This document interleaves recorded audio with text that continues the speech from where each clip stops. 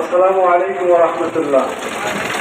নাহমাদুহু ওয়া নুসাল্লি আলা রাসূলিহিল কারীম, আম্মা বা'দ। ইসলামী আন্দোলন বাংলাদেশ দৌলত খান উপজেলা শাখা কর্তৃক আয়োজিত আজকের এই গণসমাবেশের সম্মানিত সভাপতি, উপস্থিত রয়েছেন আজকের প্রধান অতিথি, বিশেষ অতিথি এবং বিশেষ অতিথি সহ অন্যান্য দায়িত্বশীলবৃন্দ, সম্মানিত উপস্থিতি। আমরা নতুন একটা বাংলাদেশ পেয়েছি, এটা বাস্তব। এক মাস যেতে না যেতেই আমরা যেন স্বাধীনতার কোনো সুফলই পেলাম না, এটা আমাদের একটা দুঃখ রয়ে গেল।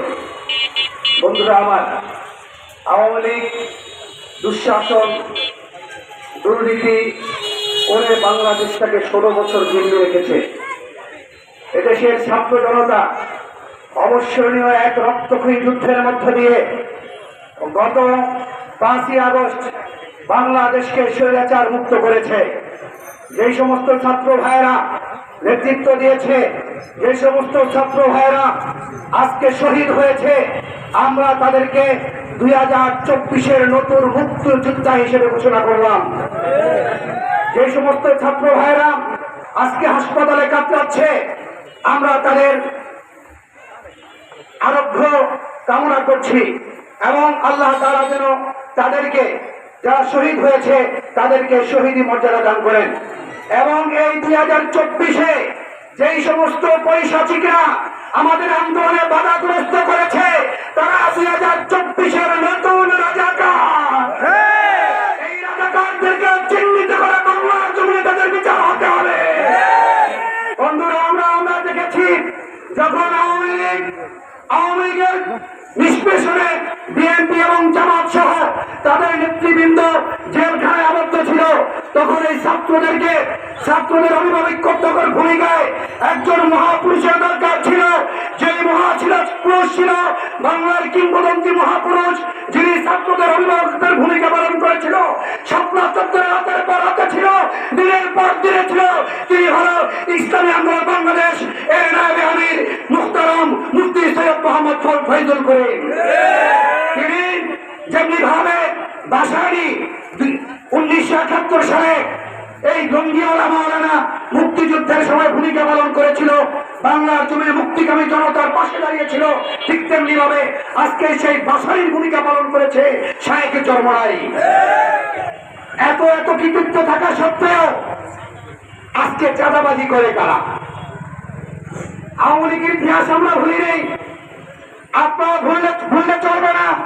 আমরা দেখেছি 2009 সালে 57 জন দেশপ্রেমিক মেজরকে তারা হত্যা করেছে। 2013 সালে শাপলা চত্বরে তাহাজ্জুদরত অবস্থায় এদেশের আলেম ওলামা হেফাজত কর্মীকে তারা শহীদ করেছে।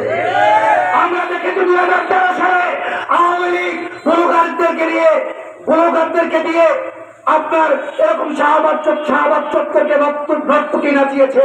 প্রিয় নবী সাল্লাল্লাহু আলাইহি ওয়াসাল্লামের বিরুদ্ধে বিষোদ্গার করেছিল ব্লগার রাজীব হায়দার, তাকে পবিত্র সংসদে স্বৈরাচার শেখ হাসিনা দ্বিতীয় মুক্তিযোদ্ধার শহীদ, প্রথম শহীদ হিসেবে ঘোষণা করেছিল। পক্ষান্তরে শাপলা চত্বরে গণহত্যা চালিয়েছে। 2001 সালে সেই ভারতের মুসলমানদের রক্তরঞ্জিত সেই মোদীকে এনে বাংলাদেশে আরেকটা যুদ্ধ কায়েম করেছিল। সেই দিনও বাংলাদেশের 25 জনের মতো তৌহিদি জনতাকে তারা হত্যা করেছে, শত ওলামায়ে কেরামকে তারা জেলখানায় আবদ্ধ করেছে। আমরা দ্বিতীয়বার এই রচনা আর দেখতে চাই না। আমরা এই স্বাধীন বাংলাদেশে পরীক্ষিত করে দুর্নীতিবাজকে আবার দেখতে চাই না। দেশে অঘোষিত এক দল ক্ষমতায় চলে আসছে, অঘোষিত ভাবে সব জায়গায় চেঞ্জ হয়ে গেছে।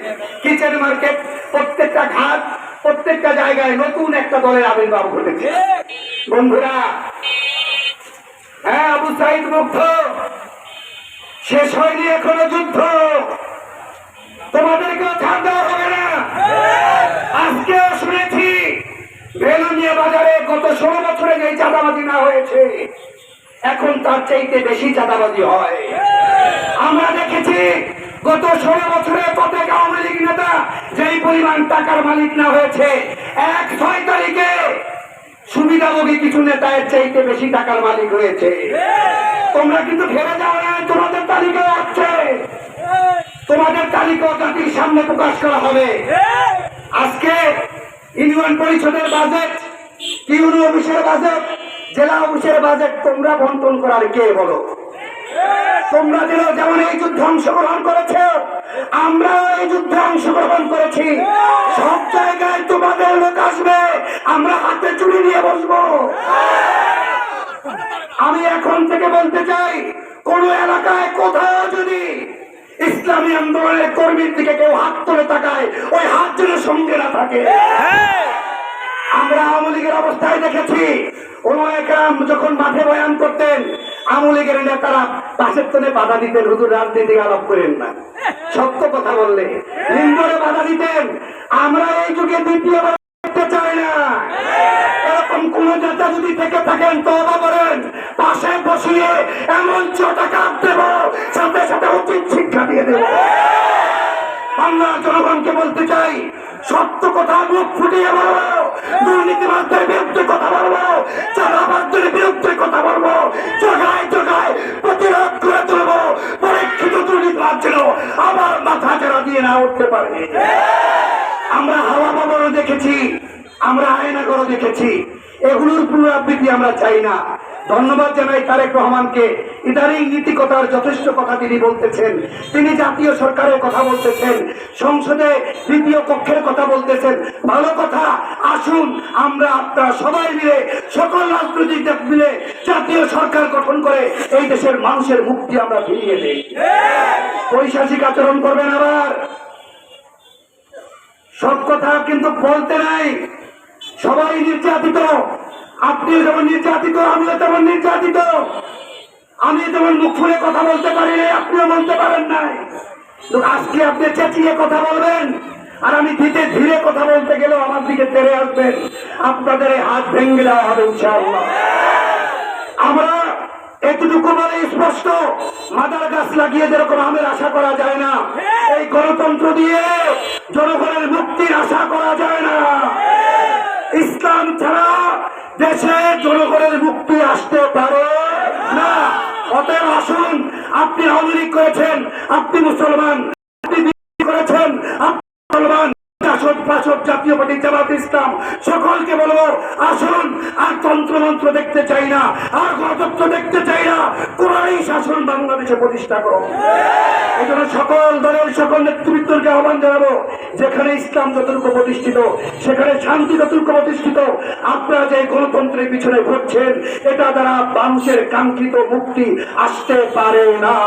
অতএব আপনারা ভুল থেকে ফিরে এসে আসুন, বাংলার কিংবদন্তি মহাপুরুষ খানকার পীর মহাদারের বীর পীর সাহেব চরমরাইয়ের নেতৃত্বে আসুন, এসে পীর সাহেব চরমরাইয়ের হাতকে শক্তিশালী করে এ দেশে একটি টেকসই অক্ষিকের মাধ্যমে জনগণের মুক্তির জন্য ইসলামী শাসন ব্যবস্থা কায়েম করুন। অতএব সকলকে আমি আহ্বান জানাবো, আসুন প্রতিটি ঘরে ঘরে, প্রতিটি পাড়ায় পাড়ায়, প্রতিটি মহল্লায় মহল্লায় এদেশের পেশাজীবী, ছাত্র জনতা, কৃষক, শ্রমিক সকলের দোরগোড়ায় ইসলামী আন্দোলনের দাওয়াত পৌঁছে দিয়ে বাংলাদেশটাকে আমরা একটি শান্তির দেশ হিসাবে গড়ে তোলার দৃঢ় প্রত্যয় নিয়ে আমার বক্তব্য এখানে শেষ করছি। আমার আইনুল্লাহ বলা।